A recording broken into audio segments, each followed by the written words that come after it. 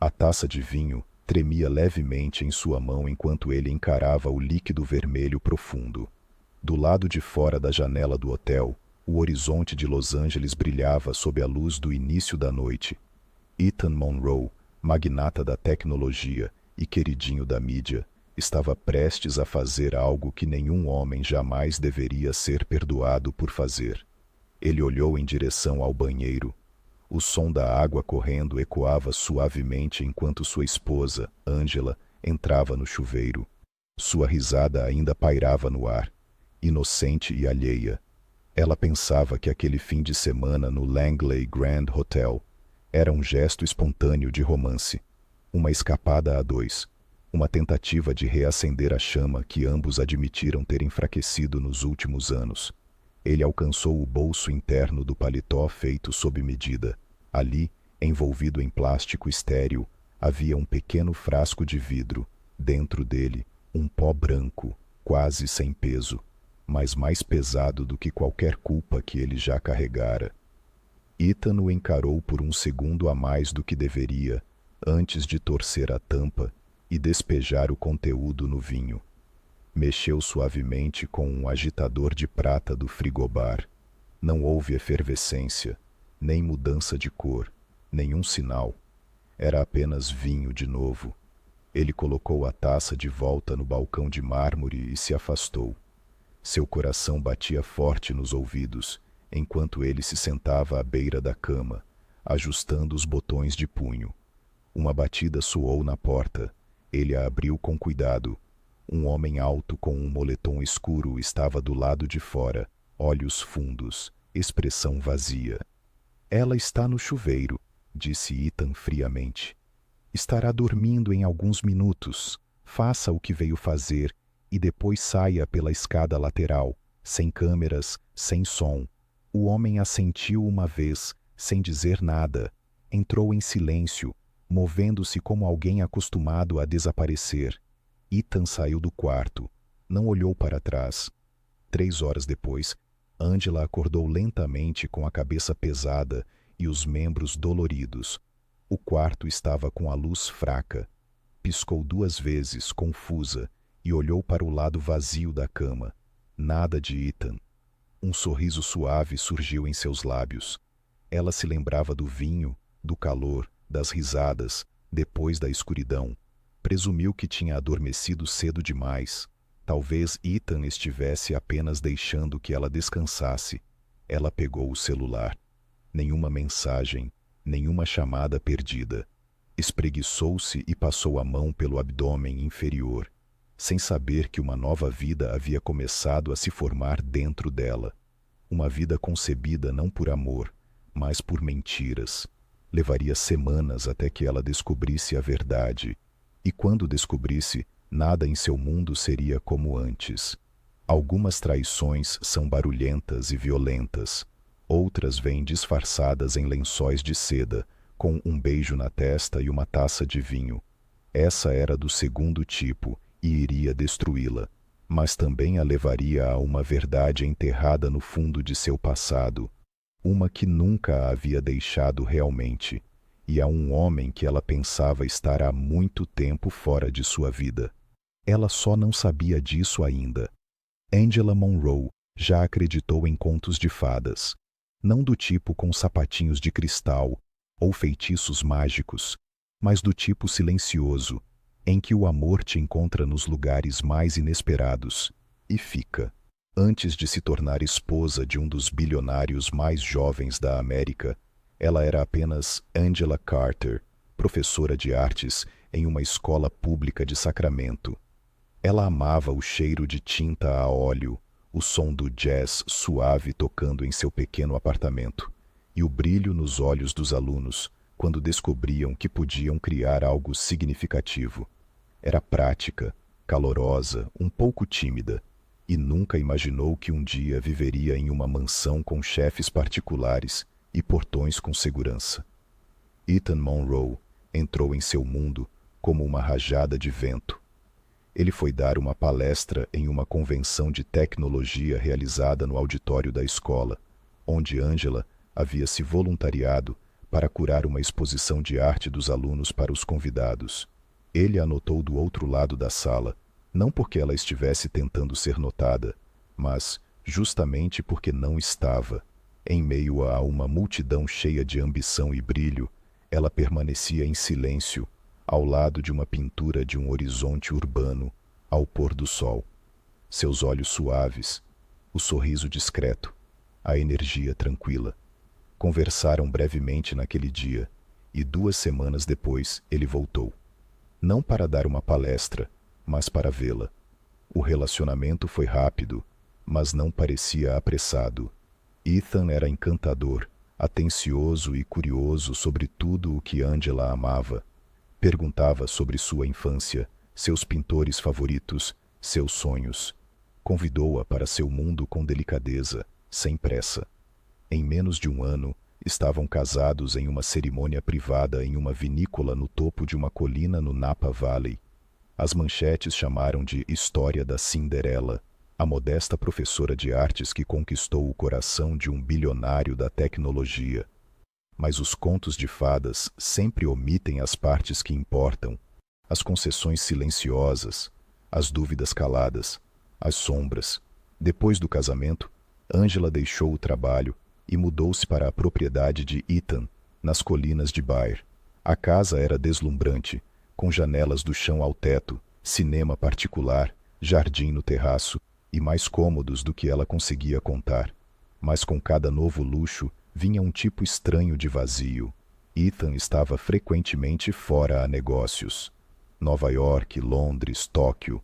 Mandava flores, ligava todas as noites e nunca esquecia um aniversário.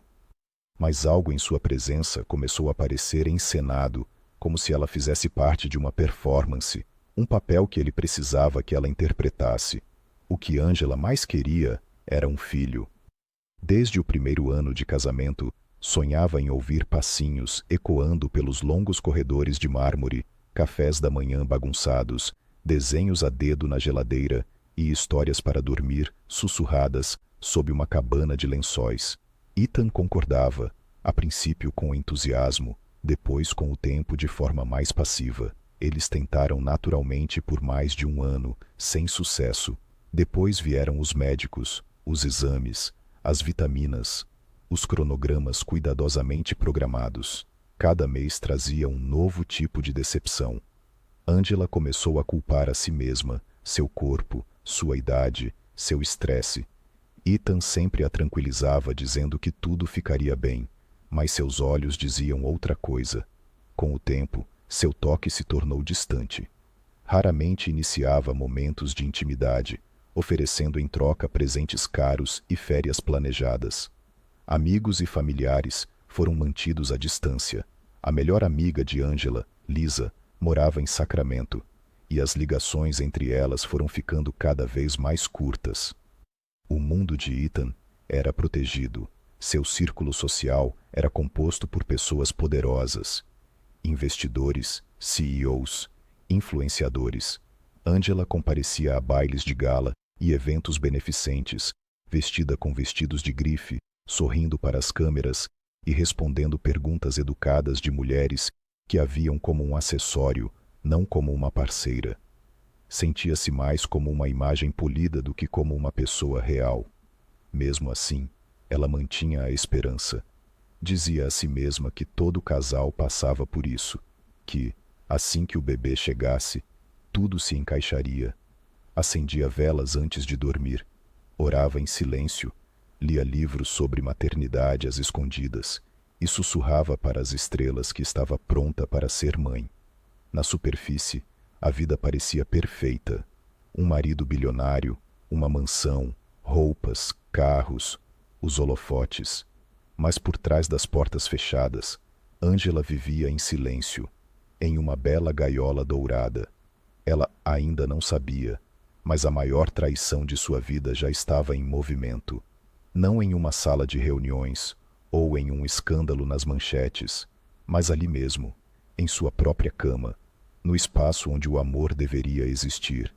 E logo aquele silêncio seria quebrado, não por raiva nem por gritos, mas por uma única verdade. Uma que ela nunca pediu. Uma que mudaria tudo. Angela encontrou-se em uma rotina delicada, girando entre a esperança e a decepção. Todo mês, como um relógio, ela marcava o calendário, acompanhava sua ovulação e ajustava sua alimentação e hábitos para favorecer a fertilidade. Tomava todo tipo de chá de ervas, vitaminas, e seguia todos os mitos sussurrados em fóruns online sobre concepção. Tentou acupuntura, meditação guiada, e até visitou uma curandeira holística em Santa Mônica que lhe disse para falar com a alma de seu futuro filho todas as manhãs. Ela fez tudo isso com uma determinação silenciosa, recusando-se a desistir da ideia de que sua vida de verdade, começaria no momento em que se tornasse mãe. Ethan a apoiava à distância. Acompanhou-a em algumas consultas no início, sempre de terno impecável e olhando para o relógio. Sorria educadamente para os médicos, acenava com a cabeça durante as explicações e assinava todos os cheques sem hesitar, mas seus olhos estavam sempre distantes. Com o tempo, ele parou de ir às consultas, alegando reuniões de última hora ou voos remarcados.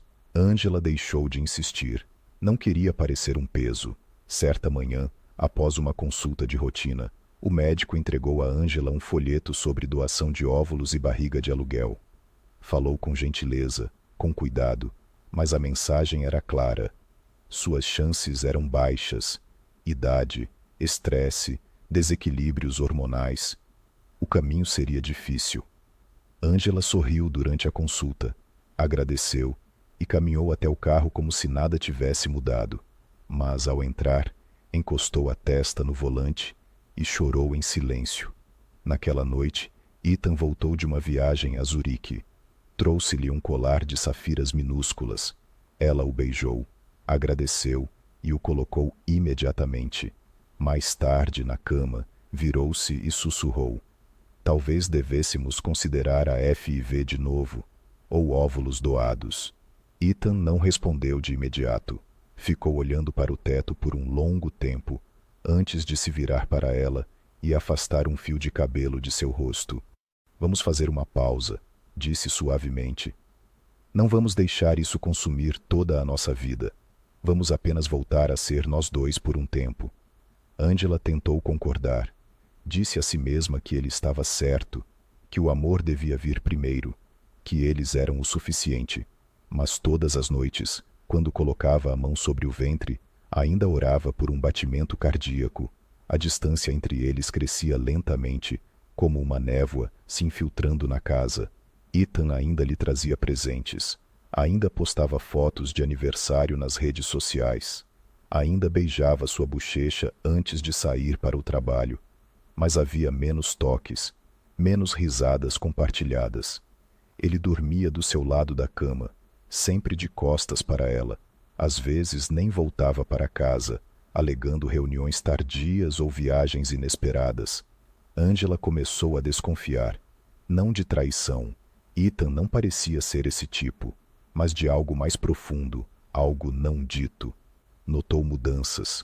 Os medicamentos no armário do banheiro haviam mudado. Havia suplementos que ela não reconhecia. Relatórios médicos deixados em sua mesa, dentro de pastas marcadas como privado. Ele sempre fora reservado com sua saúde, citando imagem pública e invasão da mídia. Mas agora, aquilo parecia proposital. Havia ligações noturnas em tons baixos, gavetas trancadas no escritório de casa e uma nova camada de frieza em sua presença. Angela dizia a si mesma que estava imaginando coisas. Estava estressada demais. Talvez fosse apenas paranoia. Ela tentou focar novamente em sua arte. Transformou um dos quartos de hóspedes em estúdio e começou a pintar. Suas obras ficaram mais sombrias, mais abstratas. Céus tempestuosos, figuras distantes, sombras sem rostos. Pintava até tarde da noite, às vezes esquecendo de comer, esquecendo de dormir, até desabar na cama e estender a mão para um homem que já não dormia verdadeiramente ao seu lado. Então, sem aviso, Ethan sugeriu uma viagem. Vamos viajar, disse ele uma manhã, durante o café. Só nós dois, sem médicos, sem estresse, só nós. Angela piscou, surpresa. Para onde? Para algum lugar próximo, luxuoso, privado. Ele sorriu. Já está reservado. Ele planejou cada detalhe. Uma suíte na cobertura do Langley Grand, motorista, chefe particular. Até liberou sua agenda publicamente para garantir que não haveria distrações. Pela primeira vez em meses, Angela se sentiu vista. Arrumou seus vestidos favoritos, seu caderno de desenhos e um romance que vinha adiando a leitura. O hotel era magnífico, metais dourados, cadeiras de veludo, uma varanda com vista para o Pacífico. Angela ficou descalça sobre o piso de mármore, absorvendo tudo. Naquela noite jantaram na suíte, lagosta, caviar e uma garrafa de vinho tinto envelhecido. Ethan acendeu velas. Tocou o disco de jazz favorito dela no sistema de som da suíte. Brindou a eles, ao amor, às segundas chances. Angela sorriu entre lágrimas. Queria acreditar. Precisava acreditar. Quando se retirou para tomar banho, olhou no espelho e disse ao seu reflexo: talvez agora seja real. Talvez estejamos finalmente bem. Não se lembrava de ter adormecido. Apenas de acordar na manhã seguinte, enroscada nos lençóis, a boca seca, o corpo pesado. Ethan havia saído, mas deixou um bilhete ao lado de um buquê fresco. Você parecia tão tranquila. Não quis te acordar. Precisei sair cedo. Te amo. Ela sorriu, sonolenta, ainda envolta na fantasia da noite anterior. Não tinha razão para duvidar de nada. 2 semanas depois, sua menstruação não veio. Esperou, esperançosa, mas cautelosa. Não queria se iludir, mas no 32º dia, fez um teste, depois outro, e mais um.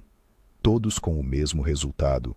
Angela sentou-se no chão do banheiro, encarando a linha rosa suave, sem conseguir respirar. Estava grávida.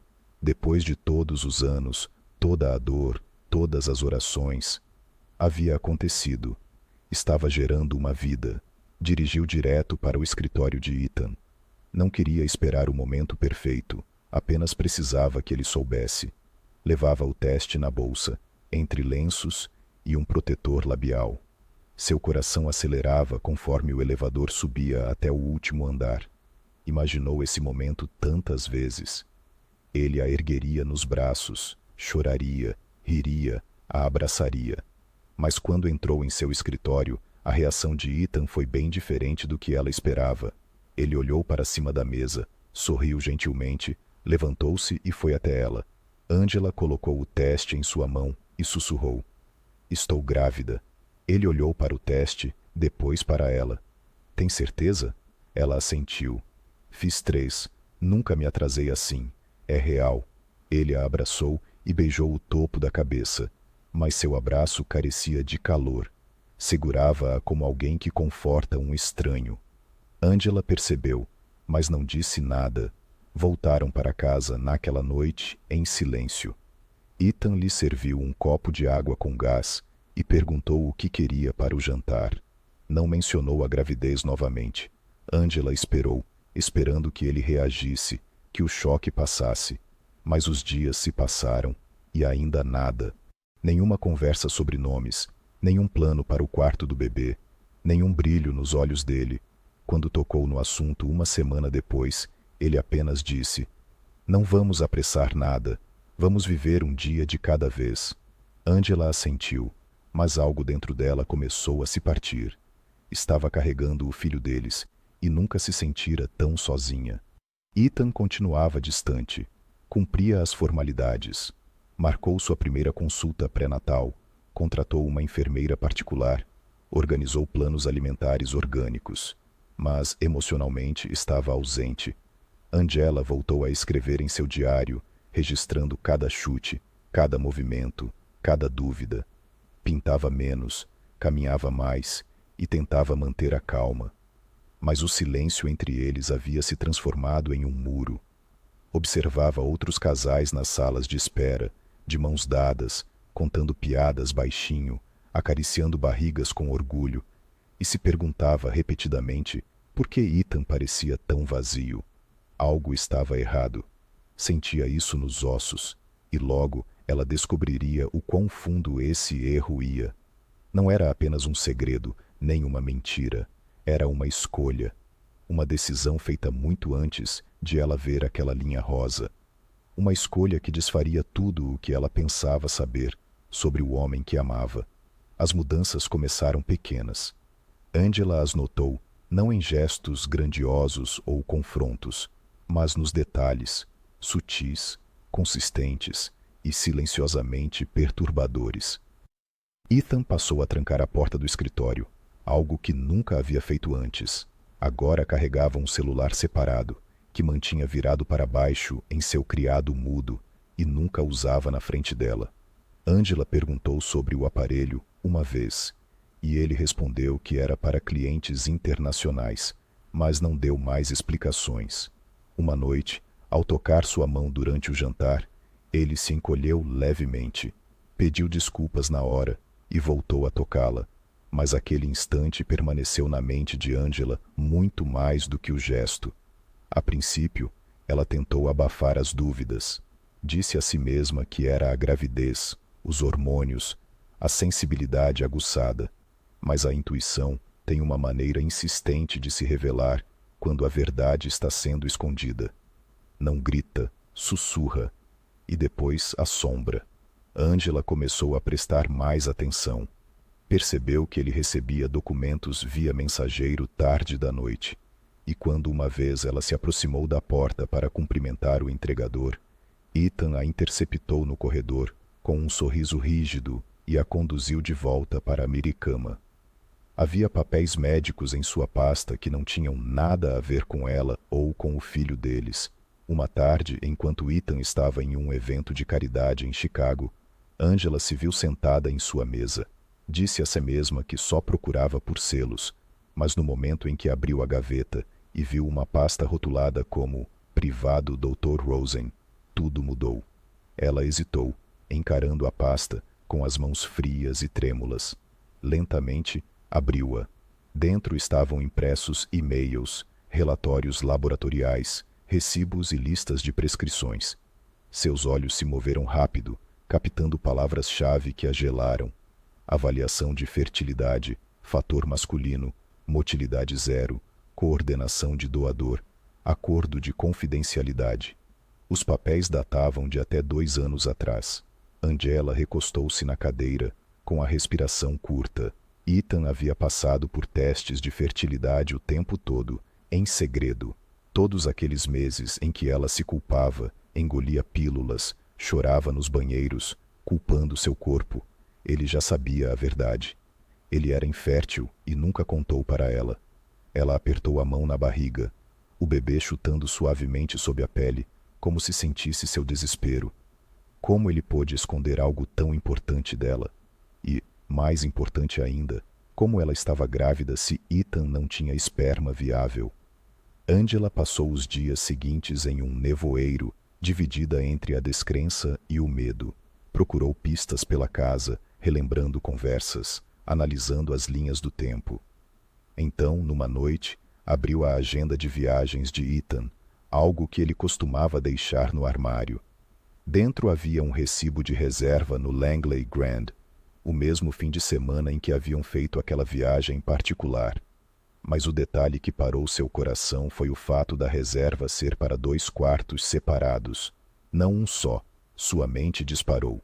Eles tinham ficado juntos numa suíte, então por que reservar outro quarto? Na manhã seguinte tomou uma decisão. Ligou para um investigador particular chamado Harris, recomendado pelo marido de Lisa.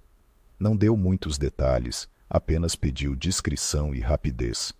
Harris era profissional, discreto e assustadoramente eficiente. Em uma semana, trouxe informações que Angela jamais esperava. Ethan estava em contato com um homem chamado Daniel Hayes, um ex-presidiário de 35 anos, recém-libertado de uma prisão em Nevada. Segundo Harris, Daniel tinha um arquivo médico lacrado mostrando testes recentes numa clínica particular. Exames de sangue, triagens para DSTs, avaliações de fertilidade, a mesma clínica que Angela e Ethan tinham visitado meses antes. Sua voz tremia quando perguntou a Harris a pergunta que jamais imaginou fazer. Ethan o contratou para dormir comigo? Harris não respondeu diretamente. Apenas entregou uma fotografia. Nela, Ethan e Daniel falavam do lado de trás do hotel, marcada precisamente 30 minutos depois de Angela lembrar de ter ido dormir naquela noite. Angela não conseguia respirar. Apertou a barriga de novo, não para se proteger, mas por pânico. Aquilo não era apenas uma traição, era uma violação. Seu próprio marido havia tomado uma decisão sobre seu corpo, sua maternidade, sem seu conhecimento ou consentimento. Ela confrontou Ethan naquela noite. Ele entrou pela porta, com a pasta na mão, e a encontrou esperando na sala. A pasta estava aberta sobre a mesa de centro. "O que é isso?" perguntou a voz baixa e firme. Ethan congelou, depois se aproximou devagar, os olhos varrendo os papéis. Ele não falou nada no começo. Angela se levantou. "Você sabia que era infértil?" "Desde quando?" "2 anos", ele respondeu baixinho. "Talvez mais. E você não disse nada?" Ele suspirou, olhando para baixo. "Tive medo, Angela. Achei que, com tratamento, algo mudaria. Não queria que você me deixasse. Não queria parecer fraco. Então você o quê? Contratou alguém? Colocou algo na minha bebida e deixou um estranho em nosso quarto?" A voz dela quebrou no fim. "Eu não pensei assim", ele respondeu, com os olhos agora úmidos. "Achei que estava nos protegendo, dando o que os dois queríamos." Angela recuou. "Não, você não estava me protegendo. Você estava me controlando. Aquela criança", disse tocando a barriga outra vez, "deveria ser um milagre, mas agora eu nem sei o que ela é." Ethan deu um passo à frente. "Ainda é sua, Angela. Você é a mãe. Isso não mudou." "Mas o pai?" perguntou amarga. "Quem é ele para você? Um homem que você escolheu como num catálogo?" Ethan hesitou. "Não é tão simples." "Então me conte", ela exigiu. "Conte exatamente o que aconteceu." Ethan sentou-se pesadamente no sofá. Passou as mãos pelos cabelos. Ficou em silêncio por um longo instante. Então começou a explicar. Contou sobre Daniel, sobre como o conheceu por acaso. Um homem sem sorte. Desesperado por uma chance, Ethan havia feito uma proposta a ele. Uma que vinha com condições e um grande pagamento. Exames médicos, confidencialidade, um único encontro. Ethan afirmou que havia organizado tudo cuidadosamente. A suíte estava escura. O vinho dela fora misturado com um sedativo leve. O homem não a veria claramente. "Você nunca deveria saber", disse ele. Angela o encarou, os olhos cheios de descrença. "Você soa como um criminoso. Você soa como um homem que eu nem reconheço." "Eu fiz isso por nós", ele sussurrou. "Você fez isso por controle", ela disse friamente. "Você não confiou a mim a verdade. Você roubou minha escolha." Naquela noite, Angela arrumou uma pequena mala. Ainda não saiu de casa, mas mudou-se para o quarto de hóspedes. Precisava pensar, respirar. Precisava de distância de um homem que podia orquestrar algo tão elaborado, tão íntimo, sem sequer hesitar. Na manhã seguinte, sentou-se na beira da cama olhando para uma fotografia do dia do casamento deles. Seu sorriso na foto agora parecia de uma estranha. O homem ao lado dela não era mais seu marido. Angela ligou para Harris novamente. Tinha mais uma pergunta. "Daniel, você tem uma foto dele?" "Sim", disse Harris. "Mandei para seu e-mail." Ela abriu o laptop e clicou no arquivo. A tela carregou lentamente, o coração dela acelerado. Então a foto apareceu. Angela arfou. Conhecia aquele rosto. Daniel não era um estranho. Era alguém que ela amara há uma vida atrás. Alguém que nunca pensou que veria de novo. Alguém que desaparecera da sua vida muito antes de Ethan sequer chegar. E, de repente, A traição se transformou em algo diferente, algo mais profundo, algo impossível. O pai do seu filho era seu primeiro amor, o garoto que ela pensou ter morrido, o homem que prometeu um dia encontrá-la de novo, não importava quanto tempo levasse. E sem saber, ele tinha cumprido a promessa. Angela ficou encarando a imagem na tela por horas, incapaz de piscar, incapaz de pensar. Daniel Reis. Mas para ela, ele nunca fora Daniel. Seu nome era Jordan Whittaker, seu namorado do ensino médio. O garoto que desenhava pequenos sóis nos seus cadernos e dizia que ela iluminava os ambientes sem nem tentar. O garoto que segurava sua mão no corredor, beijava-a na chuva depois da formatura e prometia construir um futuro com ela. O garoto que desapareceu quando tinha um pouco mais de 20 anos. Ela se lembrou da noite em que ele desapareceu. Uma ligação de um amigo em comum. Um boato sobre uma prisão, agressão, uma briga fora de um bar. Angela esperou. Ligou para o número dele centenas de vezes. Até foi ao fórum, mas não havia registro em seu nome. No fim, acreditou no que disseram, que ele se envolvera com algo ruim e deixara a cidade para evitar o constrangimento, que ele fora embora por escolha. Ela o lamentou por anos, e agora ele estava vivo e, sem saber, fazendo parte do capítulo mais devastador da sua vida. Os dias seguintes passaram num borrão. Ethan manteve distância, percebendo que o estrago que causara não seria consertado com palavras ou flores. Tentou agir normalmente, perguntou se ela queria chá, se ofereceu para marcar a próxima consulta. Mas Angela mal conseguia olhar para ele sem se sentir mal. Ela não sabia o que doía mais, a enganação, a violação, ou a coincidência insuportável de que o homem escolhido para ser pai do seu filho era alguém a quem ela dera seu coração inteiro. Ela evitou a foto por um tempo, mas acabou imprimindo-a e ficou olhando até um sol se pôr. As feições dele haviam mudado. Ele era mais velho, cansado, com marcas da vida, mas os olhos eram os mesmos. Eles tinham o mesmo peso, a mesma profundidade que uma vez a fez sentir segura, e agora a faziam sentir tudo o que tentava reprimir. Angela contatou Harris de novo. Ela queria mais, não só fatos, mas a verdade. Precisava saber onde Jordan, não, Daniel estava, o que havia acontecido com ele, por que desapareceu. Harris hesitou, mas concordou em investigar mais. Alguns dias depois, voltou com mais arquivos, registros judiciais, transcrições e um relatório curto. Jordan fora preso depois de defender Angela numa noite, fora de uma loja de conveniência. Um homem a agarrou, bêbado, agressivo, e Jordan deu-lhe um soco forte o suficiente para quebrar sua mandíbula. O homem apresentou queixa. Jordan recusou envolver Angela no caso, assumiu a culpa. A mudança de nome aconteceu logo depois, quando ele fez um acordo judicial e pediu para se separar do passado. Ninguém contou a Angela a verdade, nem a família dele, nem os amigos. Ele estava tentando protegê-la, e ao fazer isso, desapareceu. Angela não sabia se queria gritar ou chorar. A traição de Ethan fora monstruosa, mas a reviravolta com Jordan era quase cruel. Que tipo de vida era aquela? Que tipo de Deus permitiria uma ironia assim, sob um lustre de designer em bar? Ela se sentia personagem de uma história escrita para a tragédia, mas a criança dentro dela era real, e aquela criança era metade dela, metade dele.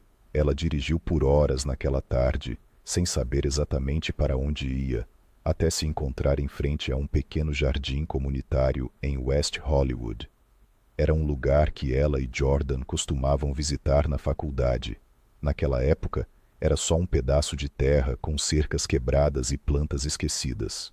Agora estava florescendo, cheio de cores, vida e risos. Ela sentou em um banco sob uma oliveira e deixou as lembranças invadirem como ondas. A forma como ele costumava dizer seu nome, o jeito que carregava um caderno de desenhos e desenhava estranhos no metrô, a vez que sussurrou em seu ouvido: "Não importa onde a vida nos leve, eu vou encontrar meu caminho de volta." Ela nunca imaginou que ele voltaria assim, através do plano arriscado de outro homem, por um sono sedado e confiança roubada. Mas ele estava ali, e ela também, e crescendo dentro dela estava o milagre mais complicado que ela já conhecera. Quando voltou para casa naquela noite, Ethan a esperava na cozinha. Parecia exausto, os olhos vermelhos. Eu sei que você me odeia, disse ele baixinho. Eu mereço isso. Mereço coisa pior. Angela não respondeu. Serviu-se um copo d'água e se encostou no balcão. Eu queria ser pai tanto quanto podia, continuou ele. Mas mais do que isso, queria ser o homem que te dava o que você queria. Eu tinha vergonha. Achei que se apenas fizesse acontecer, depois eu consertaria tudo. Ela se virou para ele, a voz fria. Você não me deu um filho, você me deu uma ferida. E chamou aquilo de amor. Os olhos de Ethan encheram-se de lágrimas. Eu nunca parei de te amar. Talvez não, ela disse. Mas você parou de me respeitar no momento em que decidiu que eu não merecia a verdade. Ela saiu de casa naquela noite. Só uma pequena mala, um casaco, seu diário. Não bateu à porta. Não disse adeus. Apenas caminhou para a noite com o coração partido e a mente ardendo em perguntas. Ela ficou em um hotel por alguns dias. Depois mudou-se para um pequeno aluguel. Lisa a ajudou a encontrar um lugar no centro. Era modesto, tranquilo, seguro. Ela voltou a pintar. Não para exibição, não por dinheiro, só para si mesma. Tempestades, filhos, uma mulher no meio dos dois. E ela esperou. Paris tinha dado o endereço de Daniel. Ela guardou na gaveta por um tempo, olhava para ele todas as noites antes de dormir, até que numa tarde de terça, quando o céu estava de um azul pálido e o ar cheirava a jasmim, decidiu ir. Não sabia o que esperava encontrar, talvez fechamento, ou clareza, ou caos. Só sabia que precisava vê-lo com seus próprios olhos. O prédio era simples, entre uma lavanderia e uma padaria. Ela subiu as escadas estreitas e bateu suavemente na porta. Ela se abriu lentamente, e lá estava ele mais velho, mais magro, com olhos cansados e um sorriso lento que fez seu coração desmoronar instantaneamente. Ele congelou. Angela? Perguntou como se visse um fantasma. Ela assentiu, os olhos molhados.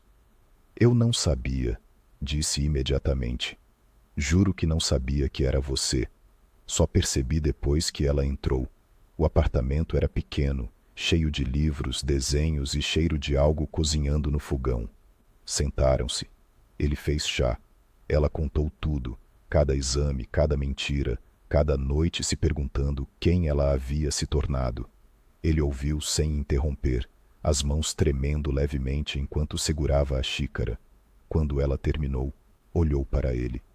Eu precisava que você soubesse, porque seja o que for que esta criança se torne, uma parte dela é sua.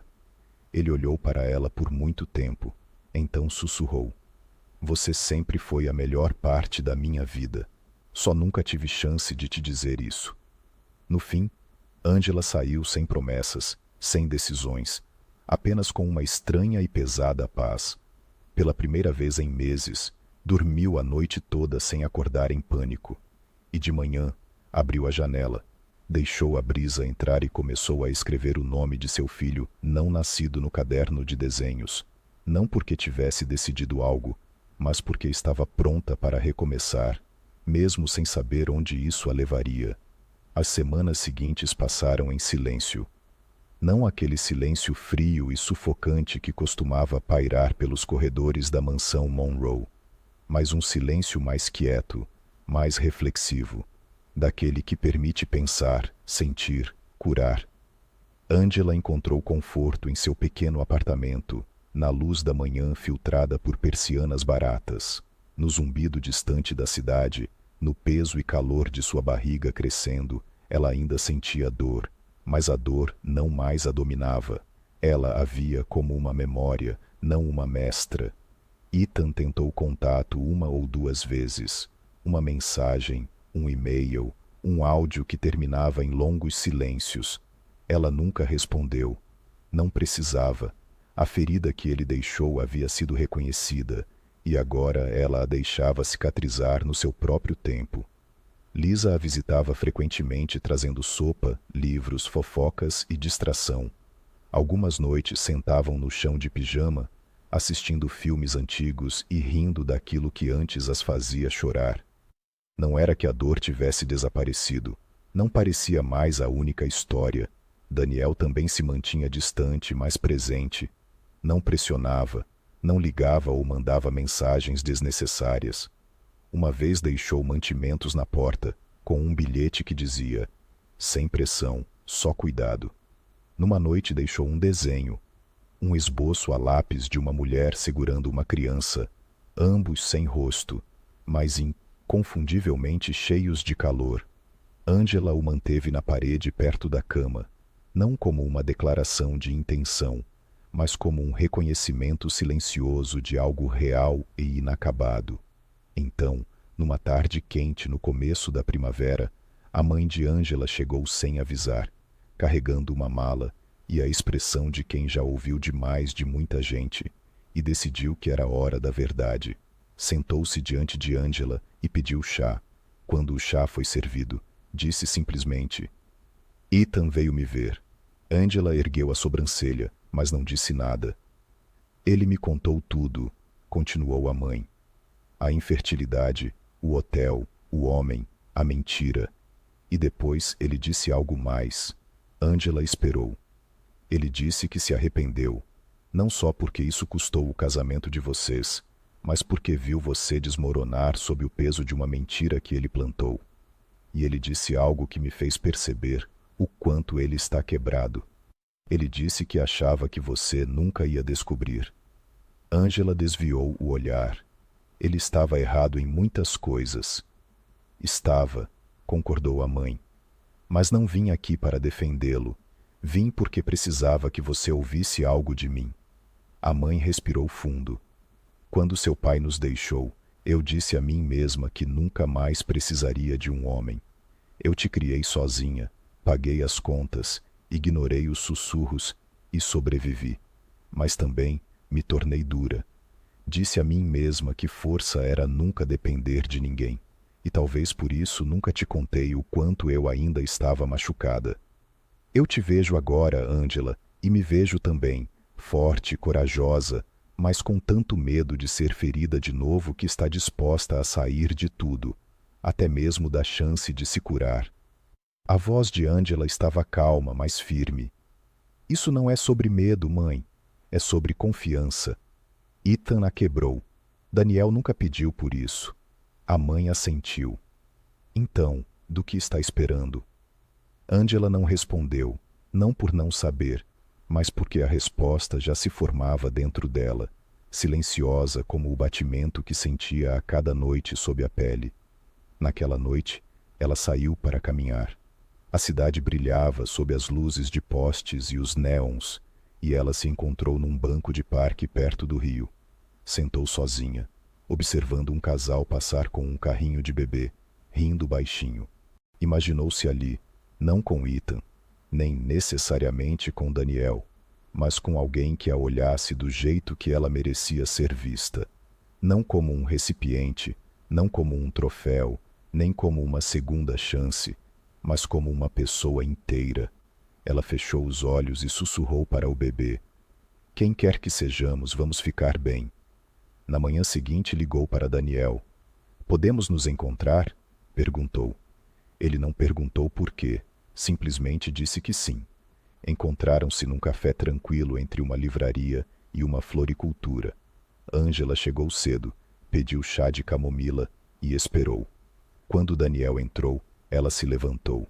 Não se abraçaram, não sorriram. Sentaram-se em silêncio por um longo momento.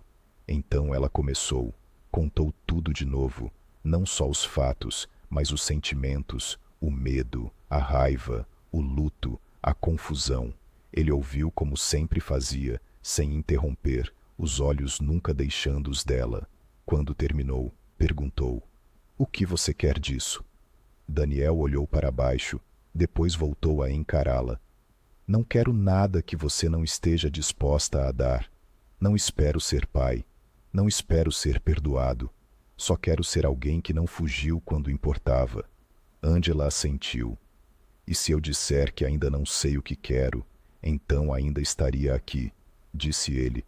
Não porque acho que mereço uma segunda chance, mas porque não consigo imaginar ir embora de novo, sem pelo menos tentar ser melhor desta vez. Eles conversaram por horas sobre o passado, sobre as escolhas que nem sabiam que estavam fazendo, sobre a estranha crueldade do tempo e a beleza da resiliência. Não houve decisão tomada, nem futuro prometido, mas algo mudou. Uma porta se abriu, uma semente foi plantada, um começo encontrou sua voz. Nas semanas seguintes, Daniel se tornou uma presença silenciosa. Não foi morar com ela, não avançou, mas a acompanhava às consultas médicas, esperava do lado de fora durante os longos exames, trazia muffins de limão quando ela tinha desejos e sentava ao lado dela nas aulas de parto. As pessoas às vezes olhavam, sem saber o que eram, mas Ângela não ligava. Ela não estava interessada em definir o indefinível. Estava interessada em se curar. E ela estava. O bebê nasceu numa manhã chuvosa de quinta-feira. O trabalho de parto foi longo e exaustivo. A mãe dela estava lá. Lisa estava lá. Daniel também estava, andando pelo corredor com as mãos nos bolsos, um desastre nervoso em um jaleco emprestado. Quando a enfermeira finalmente apareceu e disse: "Pode entrar agora", ele quase tropeçou em si mesmo, correndo até o lado dela. Ângela segurou o bebê, uma menina de olhos escuros e um aperto forte, e sussurrou: "Você é minha, e está segura." Daniel ficou quieto ali perto, até Ângela olhar para ele e dizer: "Quer segurá-la?" As mãos dele tremiam enquanto estendia os braços. O bebê se acomodou em seus braços com um suspiro suave, e algo se quebrou nele. Algo se curou nela. Eles a chamaram de Mera, significava maravilha, um nome nascido não da confusão ou do caos, mas do silencioso milagre da sobrevivência. Daniel não pediu para ser incluído na certidão de nascimento. Não se mudou para o apartamento, mas aparecia todas as manhãs com frutas frescas. Levava Ângela para caminhadas, aprendeu canções de ninar, pintou um mural no quarto de Mira, um campo de girassóis com um caminho que levava ao nascer do sol. Numa noite, quando Mira tinha 6 meses, Ângela o viu brincando com a filha, imitando vozes de desenhos animados, fazendo-a rir até soluçar. Naquele momento, percebeu algo importante. Aquele homem, que um dia fora estranho ao próprio passado, era a única pessoa que nunca tentou possuí-la, consertá-la ou defini-la. Ele simplesmente aparecia, gentilmente, com sinceridade e constância. Talvez, só talvez, isso fosse o que o amor realmente parecia. Ela não falou nada. Ainda não, não em voz alta. Mas em seu coração, um novo começo já havia brotado. E dessa vez, cresceria sem segredos, sem vergonha, sem medo. No dia do primeiro aniversário de Mira, Ângela ficou junto à janela da sua pequena casa, vendo a luz tocar o berço da filha, pintando fitas douradas sobre o tecido macio. O último ano fora uma jornada das sombras à clareza, da traição à verdade, do silêncio a um tipo de amor que não precisava levantar a voz para continuar falando. A sala estava decorada com flores de papel feitas à mão, uma fileira de balões em tons pastéis e um bolo simples sobre o balcão da cozinha. Lisa chegou primeiro, com um presente embrulhado em tecido e uma garrafa de cidra de maçã espumante. Sua mãe veio logo depois, com um sorriso e olhos cansados de quem viveu o suficiente para saber que a cura nem sempre é barulhenta ou óbvia, mas sempre possível. Daniel chegou por último, não porque tivesse se atrasado, mas porque parou no parque para colher flores silvestres para Mira. Ele as segurava desajeitadamente como se fossem delicadas demais para suas mãos. Quando entrou, Mira gritou de alegria e estendeu os braços para ele. Ângela o viu pegá-la, beijar sua testa e sussurrar algo que fez a bebê gargalhar. Naquele momento tranquilo, Ângela viu o ciclo completo. Não perfeito, não suave ou organizado, mas completo. A criança concebida na confusão agora estava cercada pela clareza. A mulher que um dia viveu com medo agora estava de pé, forte. O homem que um dia desapareceu agora escolhia ficar. Não por redenção ou recompensa, mas simplesmente porque era o certo. Mais tarde, quando os convidados já tinham ido embora e Mira dormia, Ângela e Daniel sentaram-se na varanda, partilhando os pedaços do bolo restante. A cidade brilhava lá embaixo, apressada e indiferente, mas ali em cima havia só paz. Ela olhou para ele, o homem que um dia foi um garoto com uma promessa, e disse baixinho: "Você nunca deveria ter voltado assim para a minha vida." Ele assentiu, olhando fixamente para o horizonte. "Eu também não esperava. Mas você está aqui", disse Elane.